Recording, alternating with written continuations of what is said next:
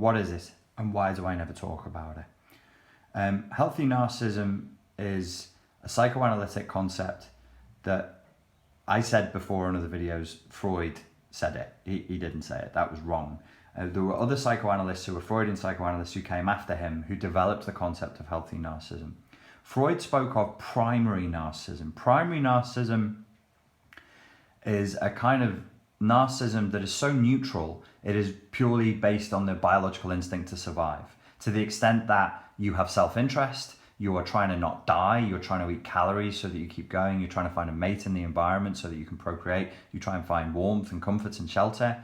It's the kind of narcissism you see if you have a dog and it runs around and does what it wants to do, and it wants to chase squirrels or go and smell things that are interesting. It's just obeying its primal instincts. It's not listening to you because it has these primal instincts that it wants to obey, and it just runs with that. That's a kind of primary narcissism.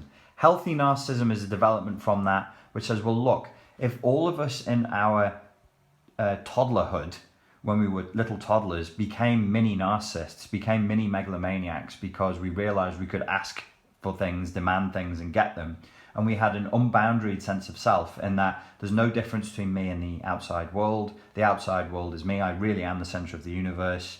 Nothing happens but by me thinking it into being, and if I don't experience it, it's not real. That's healthy narcissism. People get triggered by that because you're putting the word healthy with narcissism, and then they'll say, there's nothing fucking healthy about narcissistic abuse. Well, narcissism in Freudian psychoanalytic theory doesn't always pertain to narcissistic abuse. To sum this sort of discussion and area of frustration up very well, let us turn to Sam Vaknin, who said, in reply, I got this straight from his website, in reply to the question, is pathological narcissism a blessing or a malediction? Sam said, the answer is, it depends. Healthy narcissism, please listen, healthy narcissism is a mature, balanced love of oneself, coupled with a stable sense of self-worth and self-esteem. Healthy narcissism implies knowledge of one's boundaries and a proportionate and realistic appraisal of one's achievements and traits. Proportionate, realistic. Got it? Okay. Pathological narcissism, however, is wrongly described as too much healthy narcissism or too much self-esteem. There are published psychologists and psychoanalysts who've put that idea forward that the malignant NPD, pathological narcissism, is actually when healthy narcissism just gets out of control. This is wrong. I believe it's wrong. And as Sam is saying here, it's incorrect. It's based on a misunderstanding of what pathological narcissism really is. I'll continue with Sam's definition and I'll come back to that. These are two absolutely unrelated phenomena.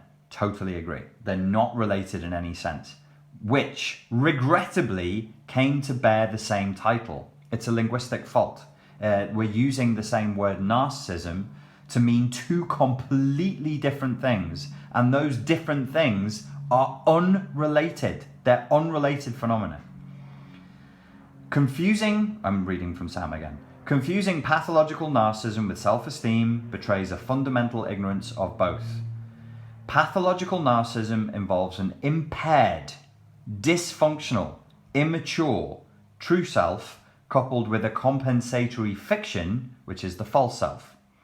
The sick narcissist's sense of self-worth and self-esteem derive entirely from audience feedback, from adulation, from being adored, from being upheld as superior or better than your lessers. The narcissist has no self-esteem or self-worth of his own. That's why you can say these are unrelated phenomena. Healthy narcissism is self-love. Where's that self-love coming from? From in you. Can the person with NPD, can the person who is struck with a personality disorder called malignant personality disorder have out of control self-love? No, he fucking can't. Why not, mate? Because he can't make any self-love. He's got none inside of him. You feel me? The narcissist has no self-esteem or self-worth of his own, and no such ego functions. In the absence of observers and audience, the narcissist shrivels to non-existence and feels dead. Hence the narcissist's preying habits, predatory habits, in his constant pursuit of narcissistic supply. Pathological narcissism is an addictive behavior. Still, dysfunctions are reactions to abnormal environments and situations, abuse and trauma and smothering and that kind of thing. So healthy narcissism really has, from a mechanistic, if you imagine that if you're an engineer of the mind, if you're an engineer of the human system, from a mechanistic point of view, pathological narcissism and healthy narcissism really have nothing to do with each other, because in their primary functioning, they're completely different. Healthy narcissism comes from self-love. Pathological narcissism, it can only take place in a system where there is no fuel, shall we say, of self-love present. You could even go one step further and say it's as a result of not self-love, but self-loathing instead. So the two things are very, very different.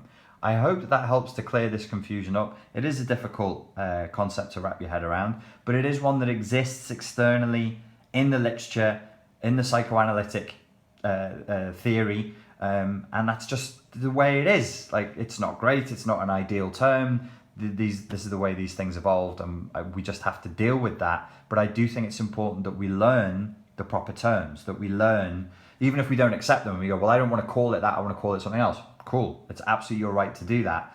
But that is the term for it externally, at the level of an external locus of control. You, with your internal locus of control, you can call it whatever you want, or if you run a group or a forum, you guys can change the names, and that can be really, really helpful. If you can find a way of describing it that allows people to grasp it more rapidly, then fine, but please do learn the proper terms as well. Okay, thanks for your time and your attention, and I look forward to speaking to you again soon. Ta.